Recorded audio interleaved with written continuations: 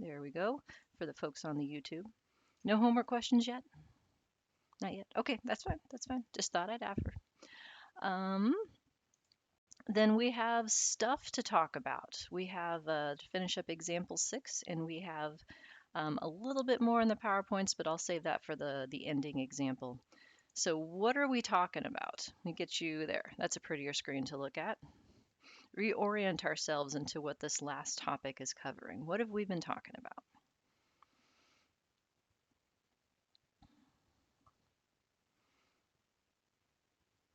I will accept gestures, words, letters, interaction terms. Oh, 2 votes for that, 3 votes for that. Yeah.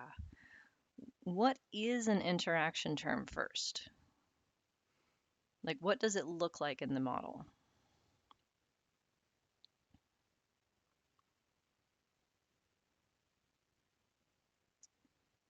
Uh, beta var. Yeah, it's 2 predictors multiplied together. That's an interaction term. So depending on your software, you may actually have to physically create that multiplicative result as a new variable. In ProcGLM or regressance data, you do not. You can define it on the fly using an asterisk or a hashtag. So we actually saw a special case of interaction terms earlier in the semester when looking at quadratic effects. Remember, like age and age squared? That's an interaction term of a variable with itself that creates a nonlinear slope in the model, a slope of a nonlinear variable, I should say. And what kinds of research questions would interaction terms be necessary to answer?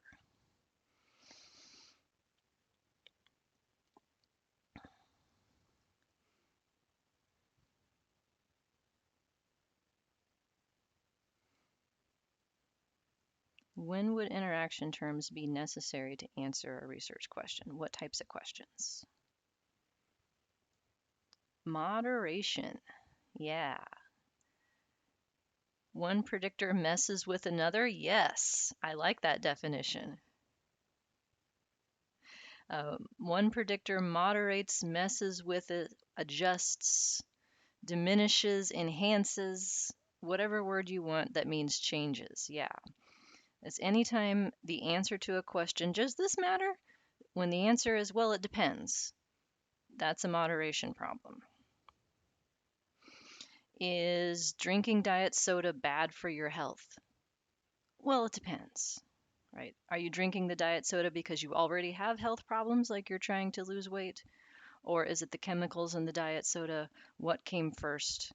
Uh, to what extent does something matter differently for different kinds of people? That's what interaction terms are for. So, moderation. Can you use mediation as a synonym for moderation? Talked about this briefly. No, you cannot. So that is a common point of confusion. Mediation is the idea that a predictor is an effect of another predictor. So like if you have an intervention program that's designed to help students, your intervention program might teach parents how to do something better, and if the parents do that thing better, that helps their students. That sort of idea that X leads to the mediator that leads to the outcome, that's a mediation analysis. That's not the same thing as moderation. So people sometimes use those interchangeably and they're not. Mediation is essentially the same idea as just unique effects in regression. So to what extent does the effect of, say, some variable matter after controlling for something else? That's a mediation question, but you also get the extra, does this lead to this and does this lead to that kind of component to it? So that's another thing. Can we do interaction terms with any kind of predictor? What do you think?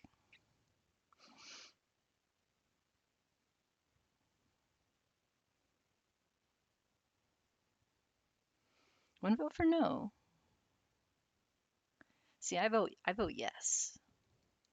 Traditionally, if you have categorical predictors, interactions among them are automatically included when you do analysis of variance. Traditionally, if you add a continuous or quantitative predictor into the mix, interaction terms are not included with that. And if you're doing just a regular regression model amongst quantitative predictors, none of them are included by default as an interaction, but you can do whatever you want. So it doesn't matter what kind of predictor you have, you can fit any kind of interaction term. Right now, we're just talking about predictors whose effects are characterized by only one slope and fitting interaction terms with that. But the bonus material that I posted for today that I'm going to have to do a separate recording for extends that into predictors that are captured by more than one slope. So we started looking at this example last time. Let me make this a little bigger for us. This is example 6, page 5.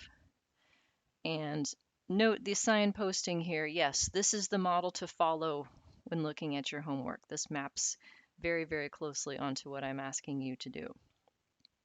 So this example, just to recall, has several predictors of cognition in older adults, chronological age, grip strength as an indicator of physical functioning, binary gender, and a 3-category variable for dementia status, where it's either you don't have it, none is the reference group, F stands for future, you will get it, and C stands for current, you already have it.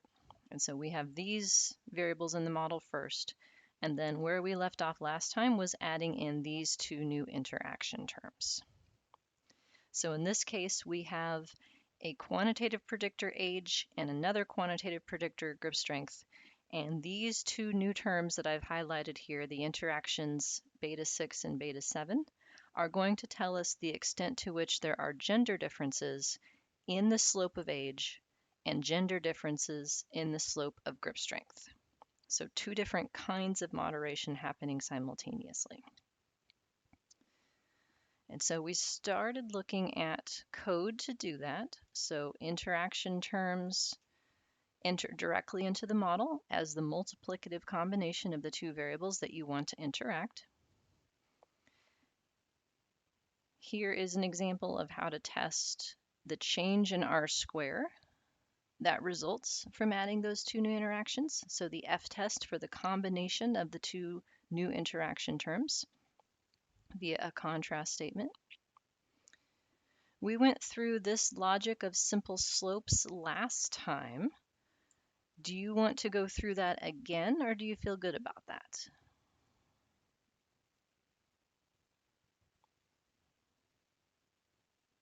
Feel okay? All right. So the idea then, for instance, if I'm doing the age slope, only the terms that have age in it go in here, and the term that goes in the interaction is the moderator. So same thing with grip. And then here is an example in SAS of how you would ask for predicted values for different kinds of people. So when you ask for predicted values, you need every single fixed effect that's in the model equation, including the intercept. Any term that you leave out is assumed to be 0. So for instance, these 2 contributions of the interaction term, I technically didn't have to type, but I leave them there so that you can see the pattern of how things change as you change the values of the predictors. These interaction terms are both 0 because one of their contributors, which is the sex variable here, is 0. And so 0 times anything zeroes out these interaction terms on the end. So any questions on the SAS syntax for that? Okay. Stata, folks. Very similar, but in a stata way. So we have hashtags or pound signs instead of the stars to create interaction terms. The test statement is how you get an F-test for the contribution of the 2 new interaction terms. So that's for the change in R-square. No worries for those of you who are just joining us. I'm just happy that you're here.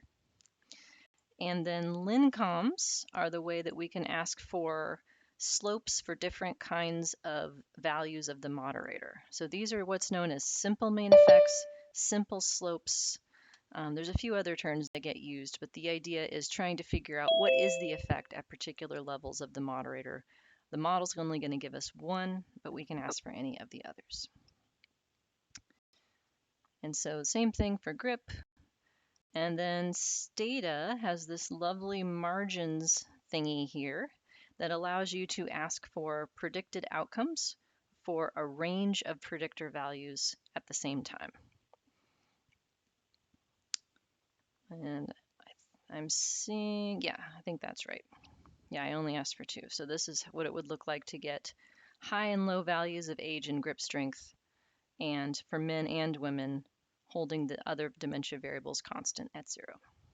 These are also known, by the way, as adjusted means. You may see that terminology if you're coming at this from an analysis of covariance perspective, because they are means for particular kinds of people adjusted for the values of the predictors. All right, any questions on the Stata code? Yes, go ahead. Diana? Sorry, I had to find my cursor. I got 2 screens up. So I guess I had a question about the margins in this example versus the previous example that had from page 4, I think, that had -555 Yes. for age versus this one, which has -510.5. So I was just wondering if you could explain the difference or why, why that is. So the previous one held gender constant at men, and it made low, medium, high values for both age and grip strength, so a total of 9 different predictions. This one, because I also had to get differences for men and women, I only picked low and high values. I left out the medium. And so the 10 here that's in the middle, this is the increments that I want it to adjust by. So start at -5, go in increments of 10. So that just means make a prediction for age equals -5 and another one for 5. So thank you for the question.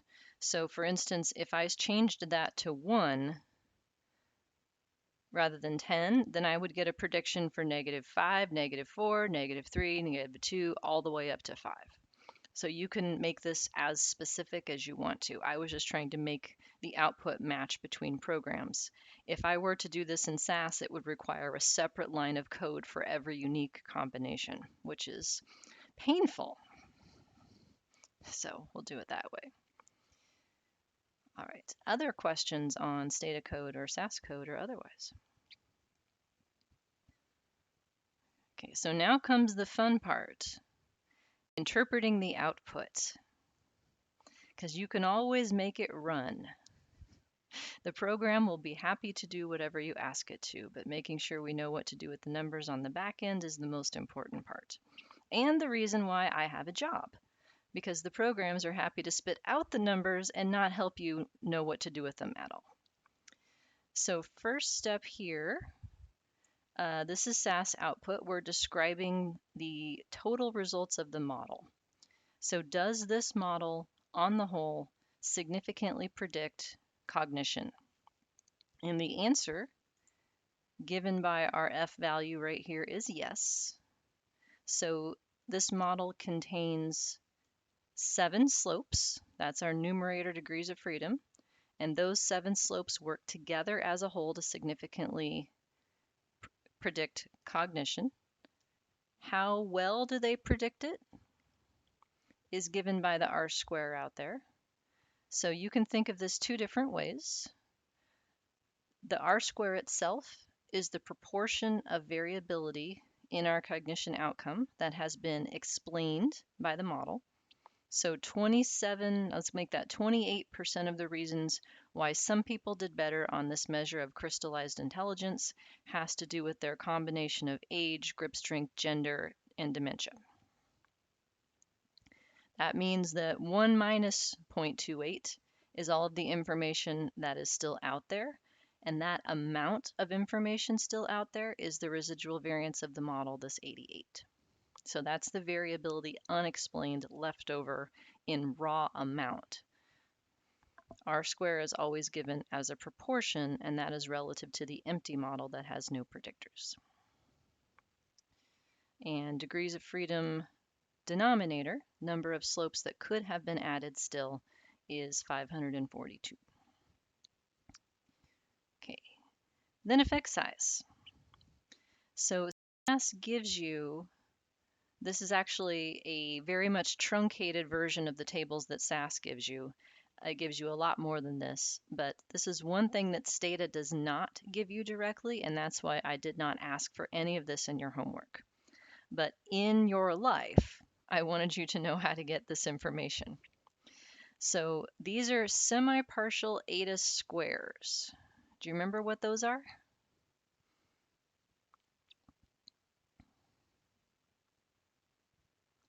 So they are measures of effect size. They help us judge the relative importance of these different predictors. And yes, it's the amount of the R square that each predictor or set of predictors is responsible for. So the 28%, this semi-partial eta squared due to age, that means that 0.2 of it is because of age. 1% of the, it's not of the R square, but it's like the 28 is the total. 1% is due to grip, 2% is due to gender, and so forth. I have a note up here. So by the way, this writing out, I'm pointing to my screen like you can see it. You'd think after 4 months of Zoom teaching, I would stop doing that, but you would be wrong. The writing on the right side, that's me. That's me earning my salary by trying to make a handout that actually will help you in the long run. So that's my words. It's okay, but it's conditional. What I mean by that is because age, grip strength, and sex are predictors that are part of interaction terms, each of their main effects, when listed by itself, is its main effect specifically when the interacting variable is 0. So for age and grip strength, you can't just call those the slope for age and the slope for grip. Those are the slope for age and the slope for grip specifically when gender is 0, which is men. So this effect size would be different if I centered gender differently and changed who the reference group was. So it's not that the effect size is necessarily wrong, it's just that it's conditional. And just to keep that in mind, that in these models with interaction terms, you can't just talk about the main effects as being general. They're specific to the 0 value of the interacting predictor. These ones I have in bold, not okay, needs combined. The way that SAS computes effect sizes for these dummy codes that work together to differentiate the 3 dementia groups does not make their separate calculations correct. You have to instead request the combination of the 2 and get an effect size for that, because the 2 are dependent on each other because they share a common reference group. So I asked for that separately via a contrast statement. So this is the biggest contributor to the model.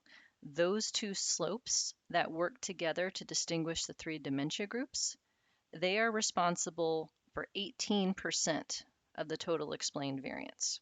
Out of the 28, they have 18 of it. So most of the action here has to do with dementia, as you might imagine, given that the outcome is a measure of cognitive functioning. And so these 2 interactions are the only thing in here that are unconditional because they're the highest order term. There's nothing that depends on them.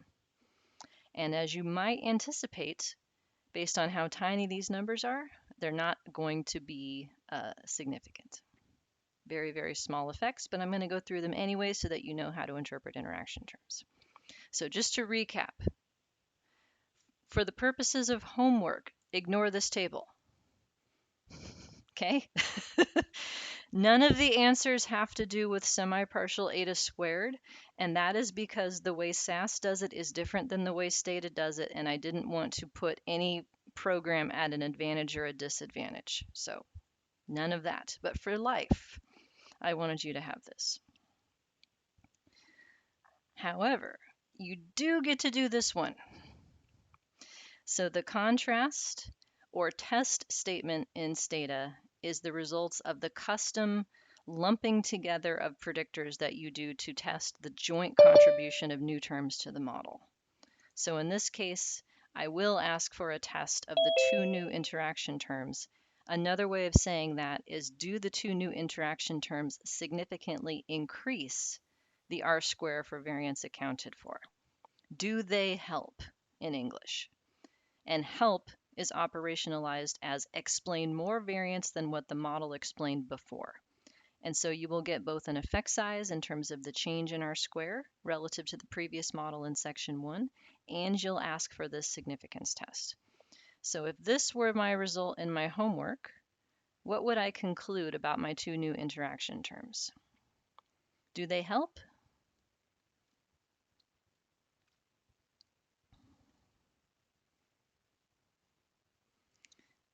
So the p-value that gives you your up or down vote is at the very end. Do they help? Yes, but not significantly. I'll take that. Yeah, because anytime you add a predictor to the model, it's going to explain at least a tiny bit of variance. Like the worst it could be is absolute 0, but the amount of variability that it explained is not enough to declare its joint contribution significant. So in this case, the model doesn't really need it. But we can practice interpreting the coefficients anyway, because I want you to be prepared for whatever situation you encounter. Okay. Are you ready to go through the list with me? Do you want to make this an audience participation exercise, or do you want me to just tell you what these mean? Because it's the last day of class and I'm keeping it real.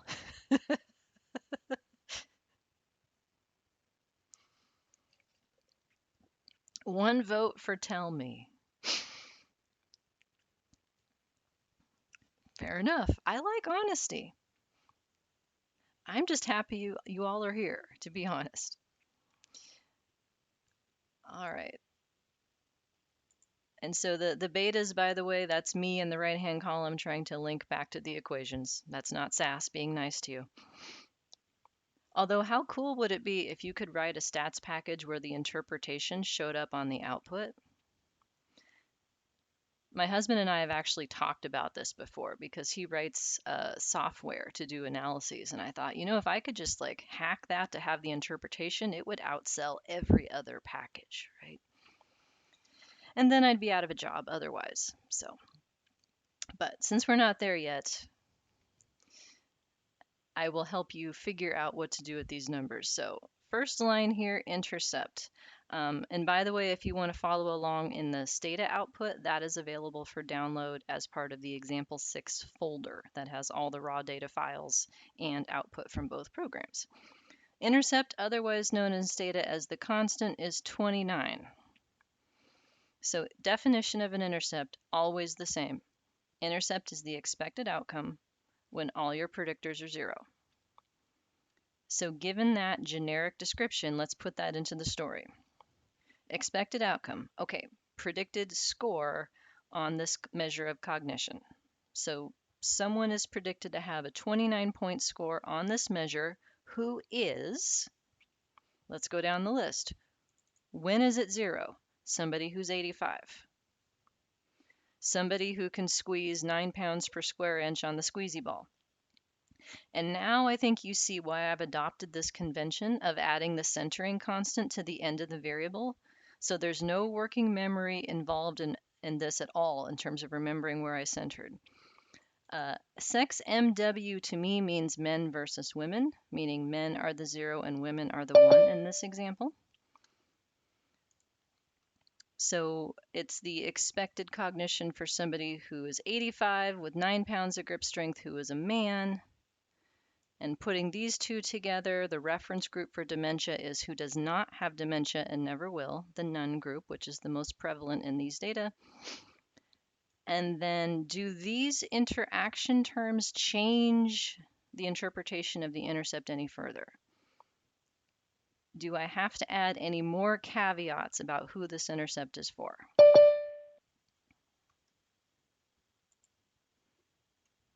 Jay says no. Another vote for no. No is correct because they don't add any additional conditioning. It's still just an 85-year-old with 9 pounds who's a man. Yep. They may change what the predicted value is, but they don't change who it's for. So the intercept is my reference point for the model. Now these two, let's start with age. Is this a marginal effect or a conditional effect? Cough, cough, homework question.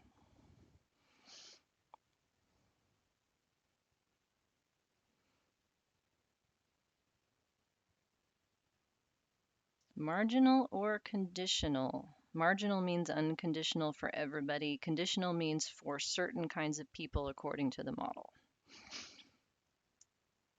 One vote for conditional so far. Many abstaining, one vote for marginal, one vote for another vote for conditional. In this case, here's how you know. You look down the list of all the predictors that are in the model. If you see age somewhere else, that means age by itself has to be conditional because the two terms work together to describe the full effective age for any one person. So this is only going to be half of it. So given the interaction term, the rule of interpreting these, what are called simple slopes or simple main effects, conditional main effects, is that they are the slope of that predictor specifically when the predictor it interacts with, the moderator, is at 0. So given that combination, the slope for age, this minus 0.2, is specifically for men because that is when the interacting variable goes to 0. So I can't just say for every year older, cognition goes down by 0.2. I have to say for every year older, cognition goes down by 0.2 in men. That's the correct interpretation, and that's what I mean by conditional. And I would call that one not significantly negative. So it looks like in men, there is a negative effective age, but it is not a significant negative effective age. So negative because of the direction of the slope in the estimate column, non-significant because the p-value is above the cutoff of 0.05.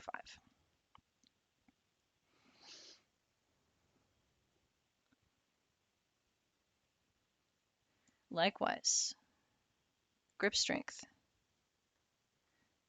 marginal or conditional? Oh, you guys are doing the finger question. Excellent.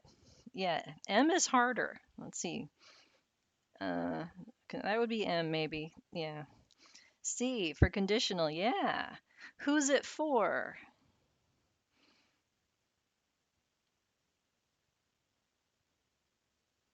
Yeah. Oh, sign language. Very nice. I don't know sign language. For men. Yeah.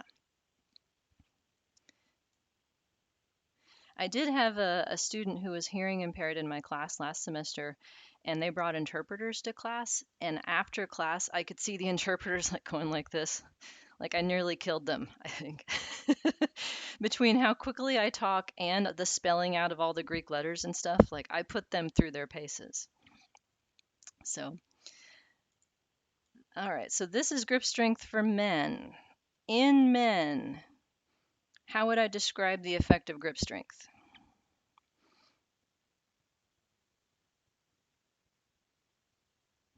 Positive? Yeah, significantly positive. Yeah, positively significant. I'll take that. Yeah, so as grip goes up, cognition goes up, and it is significant, meaning that if the null hypothesis of the slope being 0 were true, we would see a slope this big less than 0.4% of the time. That's what the p-value tells you is the probability of observing an effect that extreme or more if the null hypothesis is true, meaning it's unlikely that this slope came from a distribution, a population where the true effect is 0. So in men, the stronger you are, the better you do on this cognition test. Now, keep in mind that this is associative data. I'm not telling people to go to the gym and start pumping iron so that they can get smarter. That would be the wrong conclusion. But these things are positively associated. Okay, next one. Yeah. This is my gender difference. The pattern is the same as what we saw in the main effects model where we didn't have any interaction terms, where women are lower because this variable is coded so that men are the 0 and women are the 1. So that means as gender goes up, going from men to women, cognition goes down. So women are lower significantly. And is that the end of my sentence, or do I have to keep talking? In other words, is this marginal or conditional?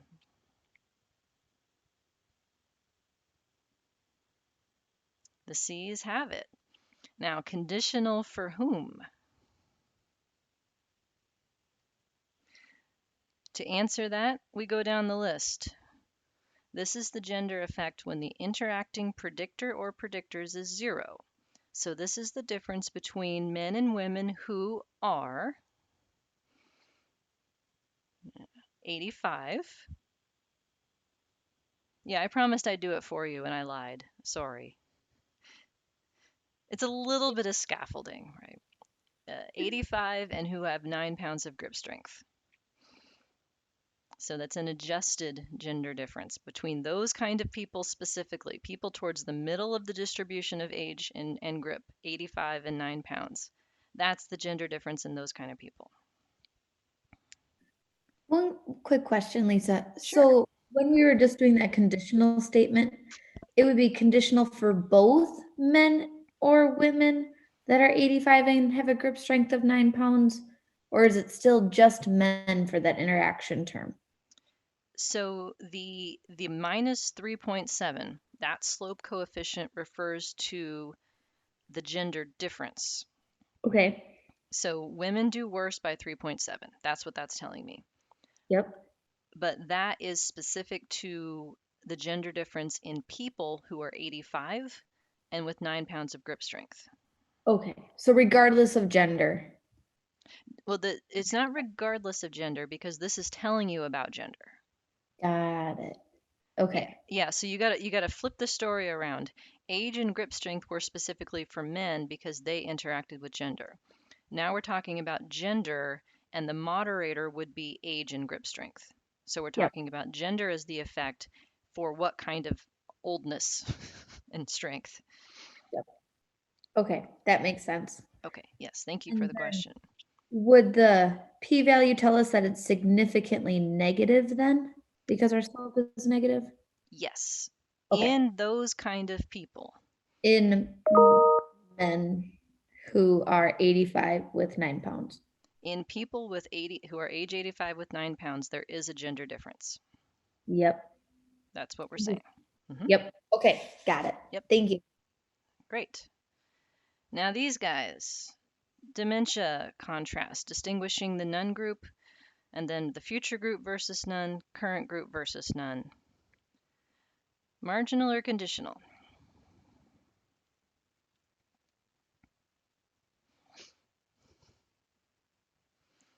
Yeah, this one's marginal. Very good. Dementia is not in any of the other coefficients. So this is the difference of how the future group differs from none and how the current group differs from none. And I'm saying that deliberately because none is the reference. So relative to none is the reference, the future group is lower by 5.7. Relative to none is the reference, the current group is lower by 16, and both of those are significant. And so that's the end of my sentence. Dementia is bad for you. It's not bad for you if you're a woman, bad for you if you're 85, it's just bad. According to this model, it is equally bad for everybody. And this is that dementia is bad after controlling for how old you are, after controlling for your grip strength, and after controlling for your gender. So it's a unique effect because it's partialing out everything else that could be related to it, but it's a marginal effect because it's not dependent on the values of those other predictors. So I know that's a tricky concept. Does that make sense? The idea of marginal versus unique? Yeah, all of these things are unique. All of these things, it's like, okay, which room did age clean that no other kid cleaned? If I'm going back to the This Is Us story, which room did grip strength clean that no one else cleaned? Each of these is unique. But these dementia effects are the only ones so far where this is the end of the story. This is the dementia group difference for any kind of person because I haven't put anything in the model that would change that. That's the next example that we don't have time to get to. Now the fun ones. Neither of these interaction terms is significant, so I probably wouldn't need to keep them in the model as part of the story, but I want you to know what to do with them. So we're going to interpret them anyway in terms of the direction. So the rule for two-way interactions, as this is known, two variables interacting, they adjust the main effects or mess with the main effects. Thank you for that description earlier. And they do so in one of four ways. They take each main effect and they make it more positive, more negative, or less negative. So if I start, let's see, where do I want to go with this? Let's go this way. So I have highlighted the simple main effect of age, which we said earlier is for men.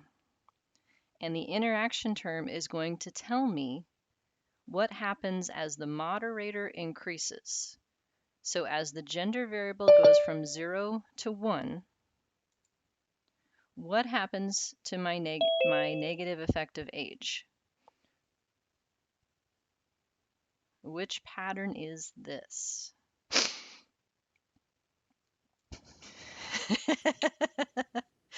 Yeah, I'm seeing all kinds of different symbols. I think you've got the idea. This is a more negative. So the negative slope for age means that there's only two ways this can go. It's the interaction term is either going to make it more negative or less negative. In this case, the negative slope for age in men is more negative in women by 0.29. I'll say that again. The age slope in men is more negative by 0.29 in women. And that's because it's a 1 unit change in the moderator going from 0 to 1. So age is not significantly negative in men, but it is more significant in women.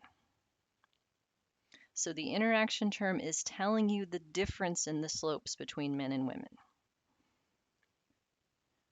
What I don't know yet is whether or not the age slope would be significant in women. I know that it's non-significantly negative in men. I know that it is more negative in women, but I don't know what it would be in women. I can do the math. I can take minus 2.3 and add to it minus 0.29 and get to, like minus 0.5 something.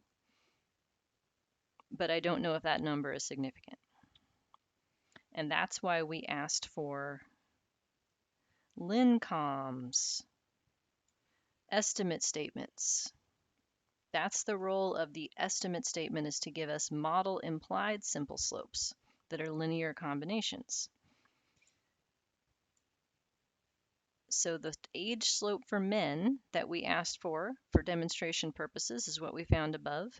To get to what it is for women, I would need to add the coefficient for the age slope in men to the coefficient for the age by gender interaction. And that gives me the minus 0.52 here, which actually is significant.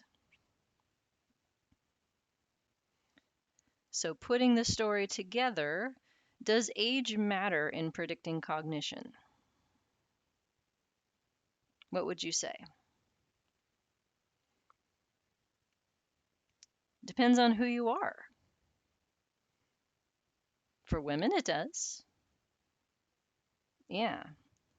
And the tricky part about this is that, yes, the age slope is significantly negative in women. It is not significantly negative in men. But the interaction term that's testing them as different is non-significant also. So this is a tricky situation to wrap one's head around. It looks like there's enough power to detect the significant age slope in women. There is not enough power to say that it is a different slope than what we found in men. In general, it takes way more power to find differences in slopes than it takes to find a slope being different than 0.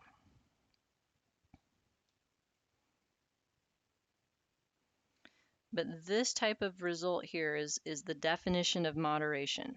Does age matter? It depends.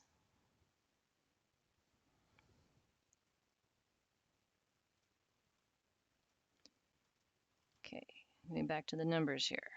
How are we doing? Okay, let's do it again. Grip strength. Grip strength simple main effect was for men. In men, being stronger is associated with a better cognitive outcome. What happens to that grip strength slope in women? Which pattern is this? So the grip strength slope is positive. That means it can either become more positive or less positive. Which is this?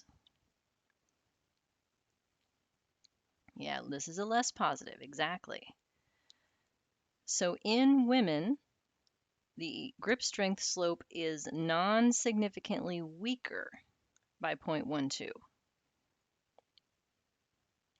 A less negative or a less positive means the effect is weaker, closer to 0. A more positive or a more negative means the effect is stronger. So in men, being stronger is associated with better cognition. It looks like that association is weaker in women, non-significantly. But what I don't know is if grip strength still matters in women. I know it matters in men. I know it matters non-significantly less in women. To get to what it is in women, I got to go back to my grip strength slope. So in men, the coefficient is about 0.69. In women, it's 0.52. The difference between those two numbers is the interaction term.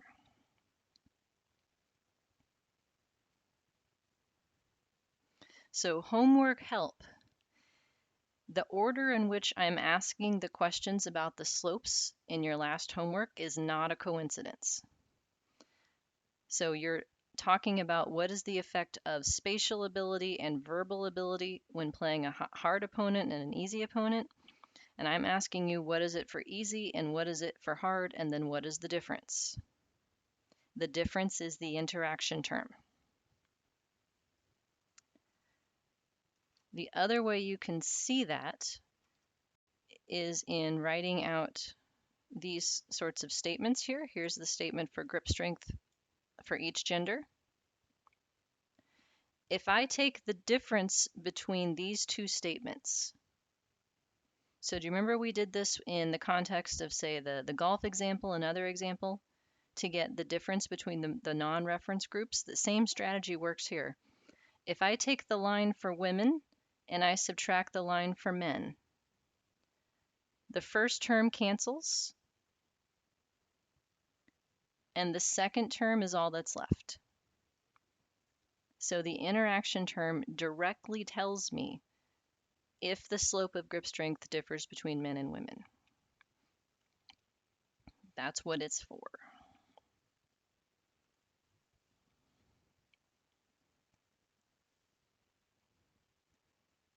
Okay, back to the numbers. How are we doing? I have a question, please. Yes, please. Just to clarify then, so the estimates are really to help you get the slopes, and the contrast is to get you the difference between groups? Estimates are to get slopes. Contrasts are to lump predictors together to test their joint contribution.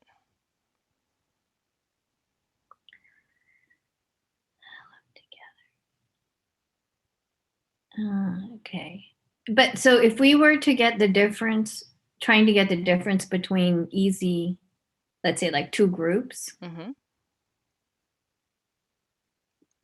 that's not a contrast. Nope. Nope. The difference in the slopes, say the Mhm. age slope, for instance, between men and women, Mhm. that is exactly what the interaction term is telling you.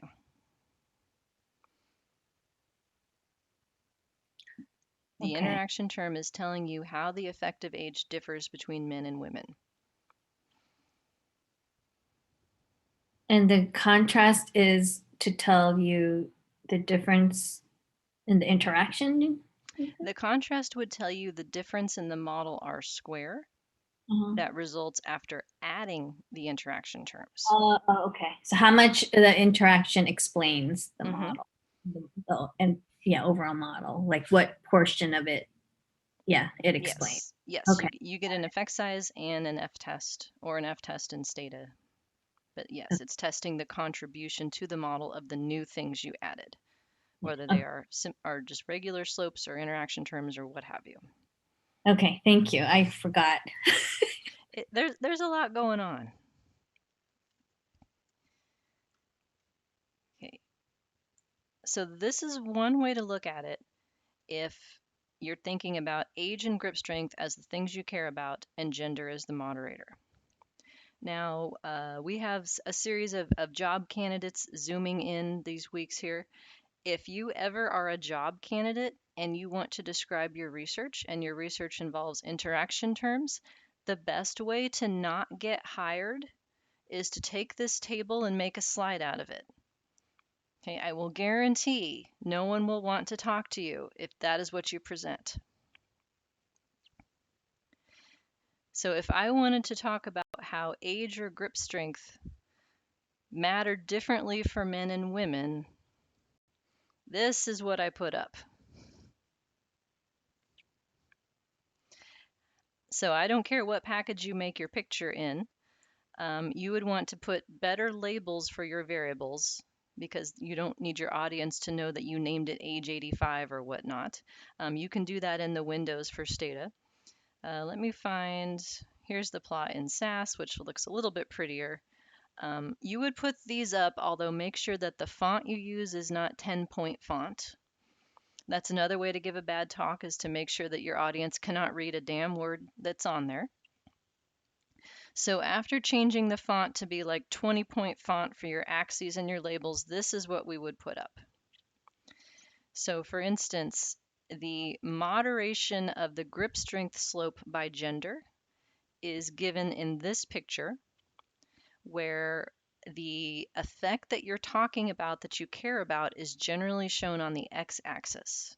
And the variable that you're thinking of as for what kind of people, the moderator, generally you would have prototypical values of that moderator variable as different lines. So in this case, because gender is treated as a binary variable, there's only two possible lines I could draw. What does the model say the effective grip strength is for men in the blue line?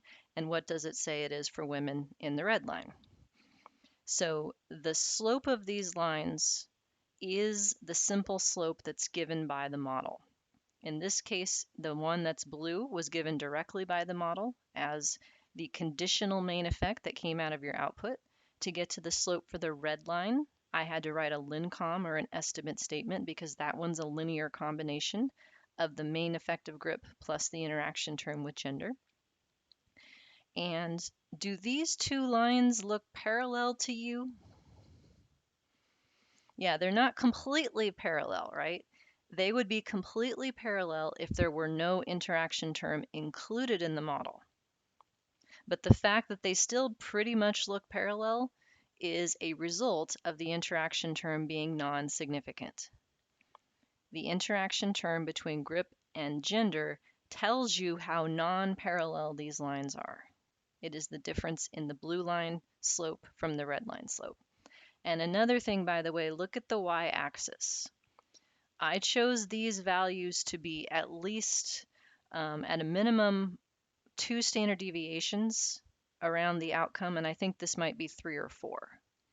So I could cheat, right? I could blow the y-axis out and I could show like from 25 to 35, and it would make my slopes look way more impressive, but that's cheating. So you want to show like a representative range of values for what this variable looks like and not blow up your results to look extra cool. Age is shown on the right here. Same setup, but a different variable on the x-axis. And so in this case, age has a negative effect. That is shown, the blue line for men, that slope was not significant, but it was negative. And the effect of age became more negative in women. That's shown by the slope of the red line, that's stronger. And although these two lines are more non-parallel, they're still not significantly different slopes because there's a non-significant interaction term. What I can say though is that the red line slope is significantly different than 0, but the blue line slope is not. That's what my conclusions draw. So in practice, making pictures for interaction terms is absolutely essential.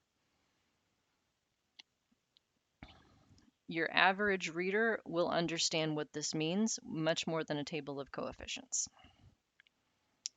And also here's some words, because your reader would like to read in addition to looking at pictures. Okay. Questions on that?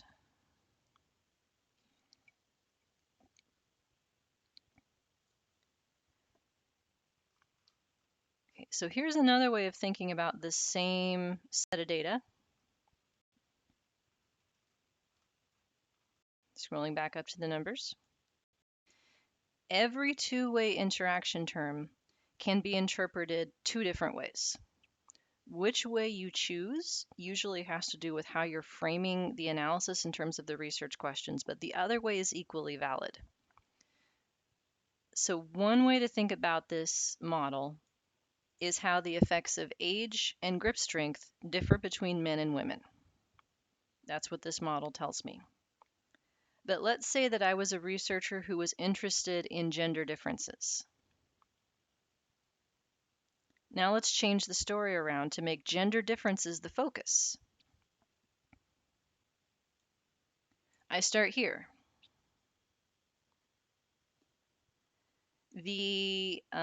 Let's go with it, the disadvantage for women. That's what I'm going to call my negative slope because of the pattern that it's showing. The disadvantage for women. That's the thing I'm saying. This model also tells me how that disadvantage for women varies by age and grip strength. So if I start with age as the moderator, what happens to the disadvantage for women, the minus 3.6, in older people? Is this a more negative or a less negative?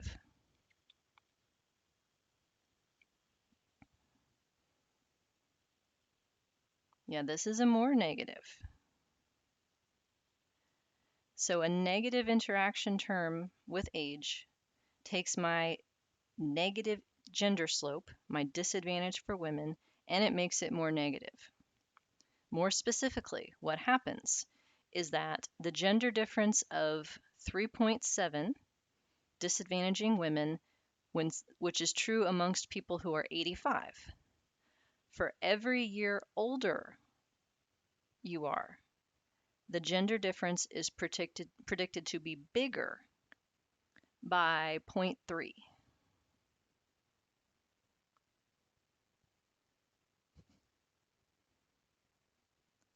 It says my internet connection is unstable, but so is my mind. I think I'm saying it correctly, but I'll try again just to make sure.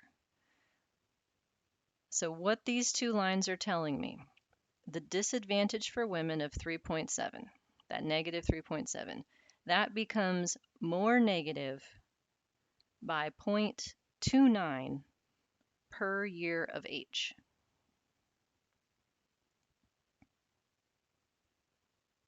So in older people, the gender difference is exacerbated, made worser.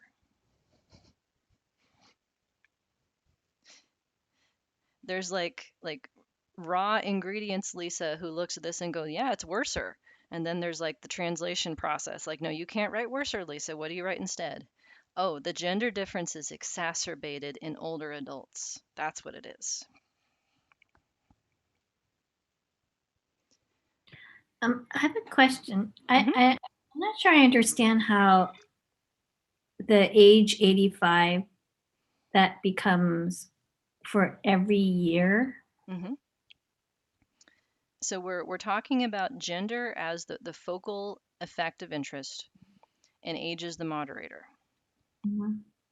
So what the coefficient for the interaction term is telling me is the change in the gender slope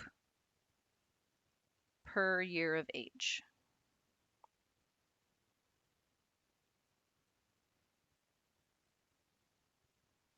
But when we talked about the previous example where it was age, Mm-hmm. that this interaction would be described as um, for women. Oh, then we focused on the change between men and women. And now we're focused when we use the research question based on gender, then the age becomes a change in every year.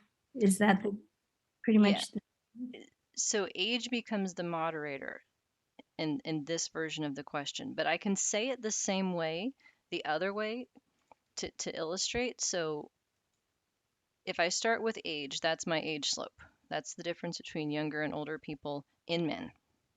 Mhm. I can say that that age slope becomes more negative for every unit higher gender.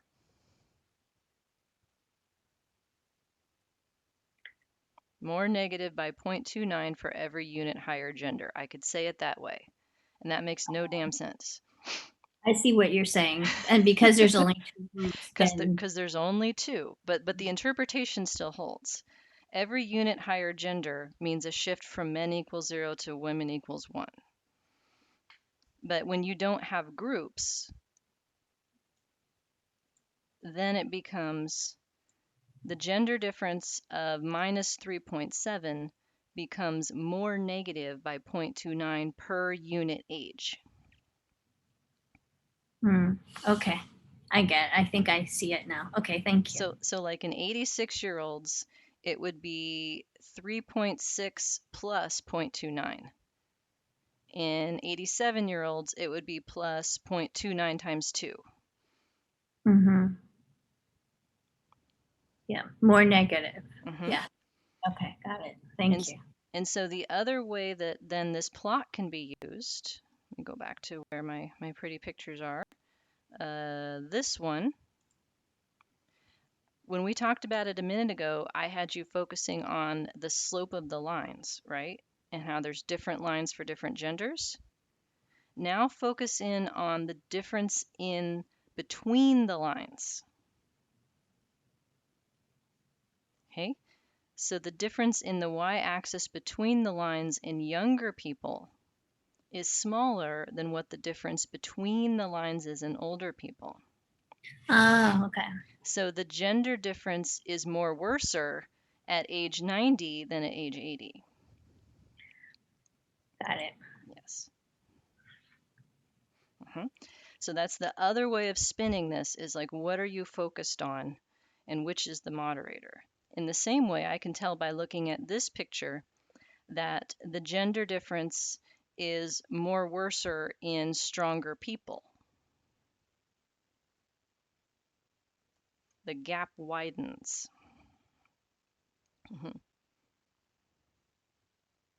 So that's the other way of spinning this. And so what I didn't do in this example is I could ask for what is the gender difference at age 80, at 81, 82, 83. Like I could get as fine grained as you want. And that strategy is not as helpful when your moderator is a quantitative variable that could take on a whole range of values. And so that is why an alternative approach when your moderator is a quantitative variable is to compute what is known as regions of significance. And so the remainder of this handout, which I did not put anything about in your homework, by the way, so this is another thing that's just for your life, not your immediate requirements, would be to calculate the point on age at which the gender difference becomes non-significant and the point on age at which it becomes significant. There is a way to do that, and that's a much more useful way of talking about moderation by a continuous variable where simple slopes could be at any point on this one x-axis. So the last model that's in here, this is the model that's discussed in chapter 2 of my book that I put on your reading list for this unit. It's talking about age and grip strength as the two variables that interact. And so we could look at this term and say, this tells us how the effective age differs as a function of grip strength. We can talk about it as how the effective grip strength differs as a function of age. And without any like groups or target values to say it's significant at this point but not that point, we would want to figure out the regions over which age matters. Like how strong do you have to be before age matters or doesn't matter? How old do you have to be before grip matters or doesn't matter?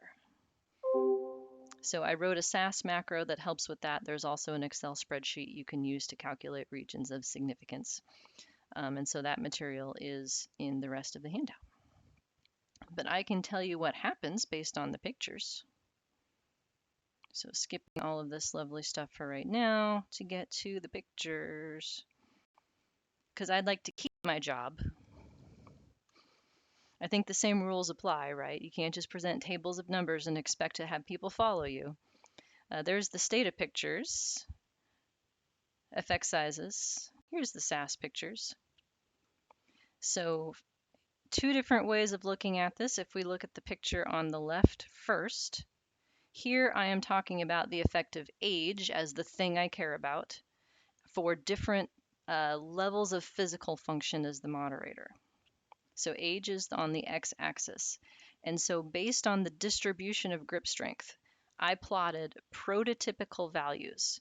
So the mean for grip strength in this sample is 9 pounds per square inch. The standard deviation was 3. So what people commonly do in describing interaction term results is to do plus or minus 1 standard deviation around the mean as what a low person would look like. The mean is the middle and the plus standard deviation is high. So in this model then, because grip strength was centered at 9, the slope of the red line would be given directly by the model.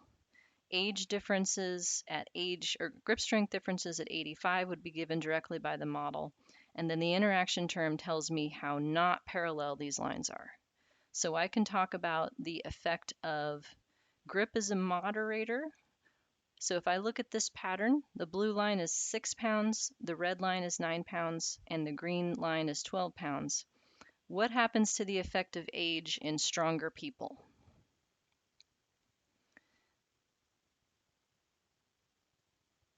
Yeah, it's flatter. So age is less bad for you if you're strong.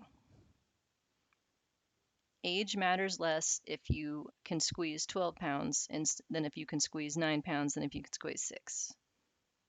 So we would say that grip strength is a protective factor. Here's my GRE language slipping back in there. Grip strength is a protective factor against the deleterious impact of aging. Boom. Grip strength makes age less bad for you. I can go the other way. If I look at the distances between the lines as a function of grip strength, And in younger people, the lines are right on top of each other. Grip strength doesn't matter as much as it does in older people. So grip strength matters more. Distance in the y-axis matters more in 90-year-olds than 80-year-olds. So, ta-da! So what do you think? Like, I think it's the last day of class and it's the last 5 minutes and I think I'm done. But do you think you can do your homework? At least give it a try. The first half of it is just main effects, stuff you already know how to do. The second half is following the age by gender and grip by gender example in that context. All right, other questions on this or anything else? All right, then I just want to say to each and every one of you, thank you. Thank you for hanging in there this semester. I appreciate your effort. I appreciate you showing up. I appreciate your patience and your willingness to fight through this. I know it's not always easy, but I really hope that it will help you become better researchers and better scholars. So you have all earned the right, by the way, to bother me at any point in the future if you need help with analyses or advice on how to proceed with things. You have earned that right. The only thing I ask of you in return is to pay it forward, because someday you're going to be the person that other people bother. And if you answer their questions, hopefully the chain will continue. So thank you, all of you. Office hours next week during class if you need anything. Otherwise, have a great break and stay the hell off of Zoom, shall we? Okay. Bye, everybody. Thank you. You are very welcome.